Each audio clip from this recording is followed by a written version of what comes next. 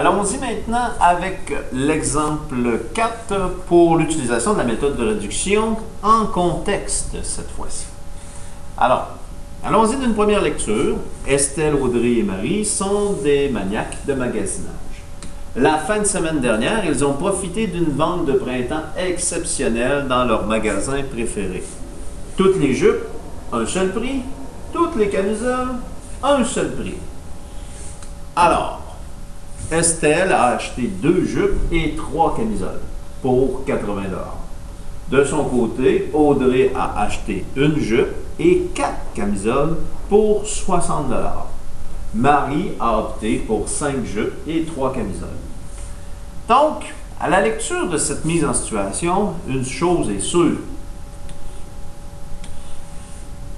Le prix des jupes et le prix des camisoles sont inconnus. Alors, on nous demande, complète le tableau suivant.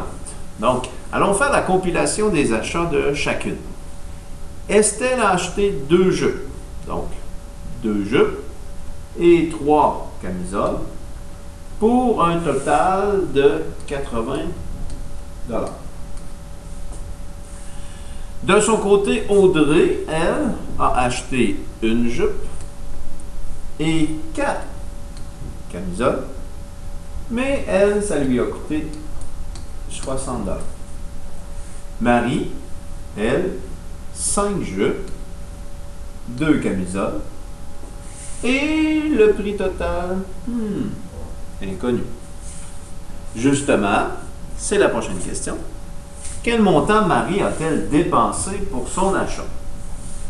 Ben, il faut savoir que la clé du problème est de trouver une stratégie, justement, pour connaître le prix des jupes et le prix des camisoles dans notre problème. Ce sont les deux inconnus, les deux variables inconnues dans mon problème. Alors, pour pouvoir répondre à cette question, affairons-nous à trouver justement le prix des jupes et le prix des camisoles. Donc, première étape, on va identifier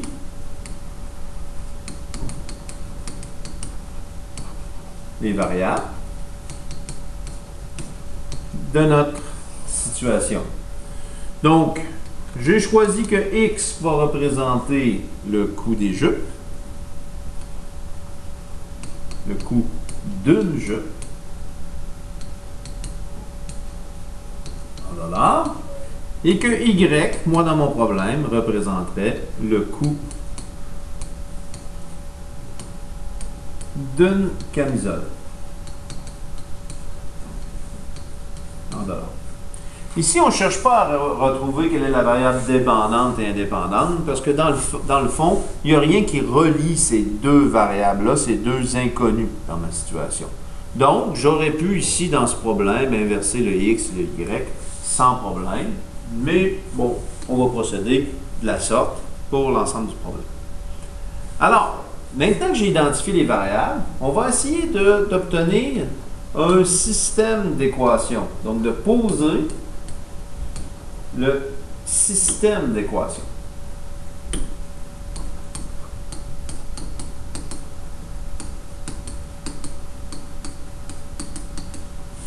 Donc, puisqu'on a 2 variables inconnues, ça me prend au moins 2 équations qui vont représenter ma situation. Donc, qu'est-ce qu'on peut dégager? Bien, on peut utiliser les informations que Estelle et Audrey nous ont données avec le prix total pour poser notre système d'équation. Donc, une première équation qu'on pourra former, c'est à l'aide d'Estelle. 2 jupes, donc 2 jupes, à un coût X, plus 3 camisoles à un coût Y. Donc, 2 fois le prix d'une jupe, plus 3 fois le prix d'une camisole, me donnera 80 $. J'ai une première équation. Pour ma deuxième équation, je vais utiliser les informations qu'Audrey m'a fournies.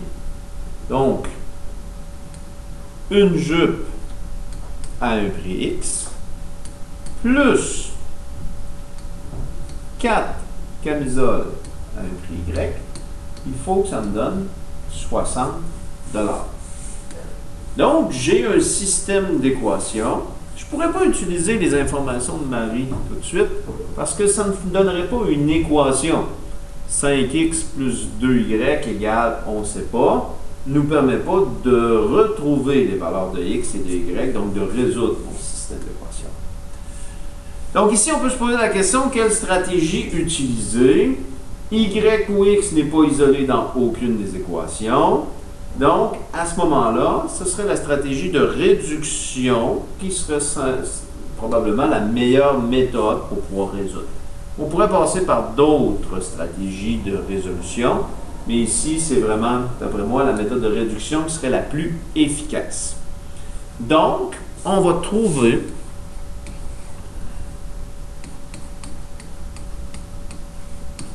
le coût d'une jupe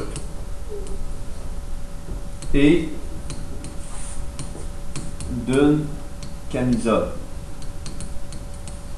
Parce qu'en faisant la résolution du système d'équations, on pourra trouver la valeur de x et la valeur de y, donc le coût d'une jupe et le coût d'une camisole. Alors, pour pouvoir faire la méthode de réduction, il faut s'organiser pour avoir des coefficients opposés. Ici, soit x, soit y. Ici, j'ai 2x et 1x. Donc, si je multiplie par moins 2 ma deuxième équation, j'obtiendrai un coefficient ici qui sera opposé. Donc, en première étape, je vais multiplier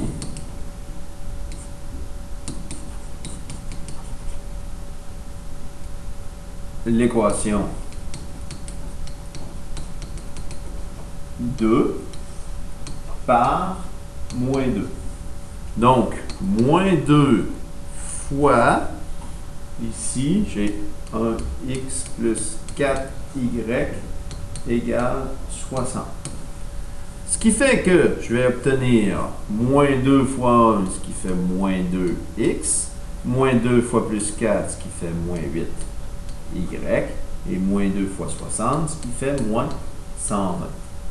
Donc, j'ai atteint mon but parce que, ici, les coefficients de ces deux termes, ici, sont opposés.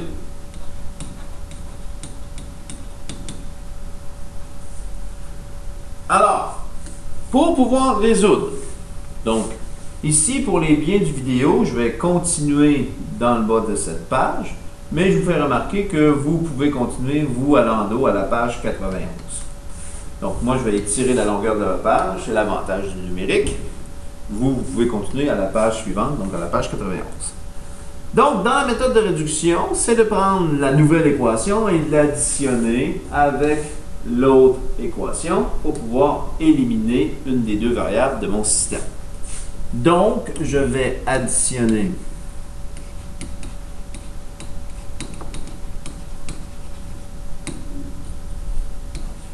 les équations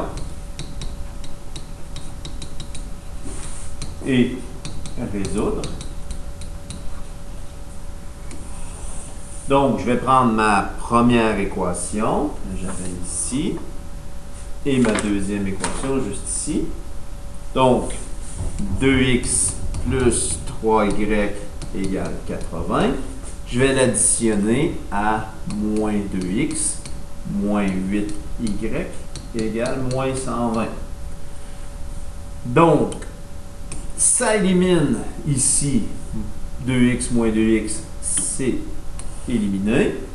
Donc, il me reste ici 3y moins 8y, ce qui me fait moins 5y, égale 80 moins 120, ce qui fait moins 40. Je divise par moins 5 ici, parce que le moins 5 multiplie moins y. Moins 5 divisé par moins 5, ça fait 1. Donc, mon y est isolé.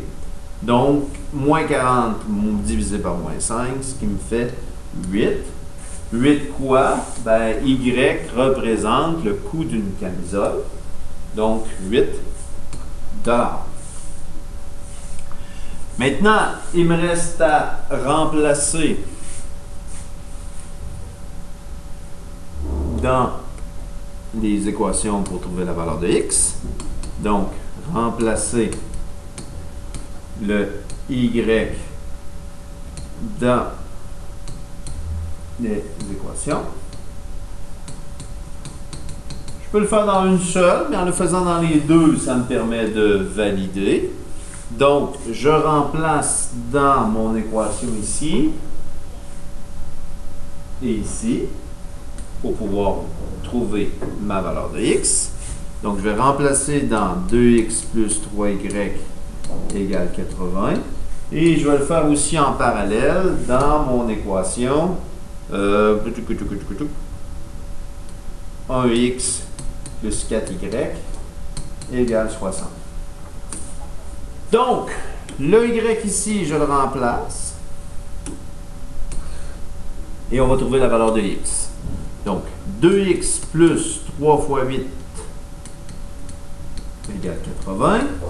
Donc, 2x plus 3 fois 8, ce qui fait 24 égale 80. Oups. Bon. Pour isoler mon x, donc je dois me débarrasser du plus 24. Moins 24, moins 24. Donc, 2x égale plus 24 moins 24 s'annule. Est égal à donc 80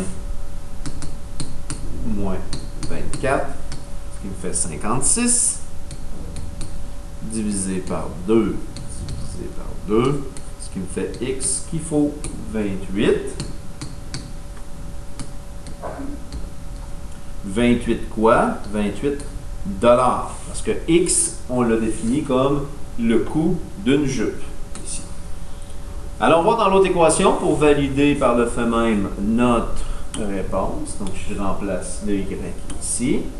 Donc, 1x plus 4 fois 8 égale 60. Donc, 1x plus 32 égale 60. Moins 32, moins 32. Ce qui fait qu'on a 1x égale 50, pas 56, pardon, mais 60 moins 32. Ce qui fait bien 28. Ici aussi. Donc, x égale 28 $. Donc, on a la même valeur. Probablement que je suis sur la bonne piste. Alors, j'ai obtenu le coût de la jupe, j'ai obtenu le coût de la camisole.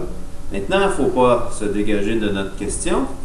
Combien Marie a payé pour son achat? Donc, dernière étape, on trouvera le montant déboursé par Marie. Donc, le montant déboursé par Marie sera 5 fois le prix d'une jupe, plus 2 fois le prix d'une camisole. Donc, 5 fois le prix d'une jupe, plus 2 fois le prix d'une camisole.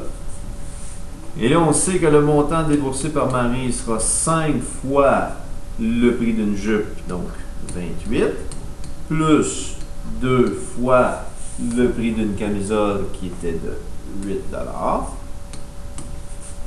Donc, le montant déboursé par Marie, 5 fois 28,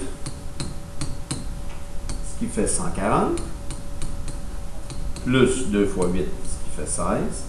Donc, 140 plus 16, 156 $. Donc, réponse, Marie a déboursé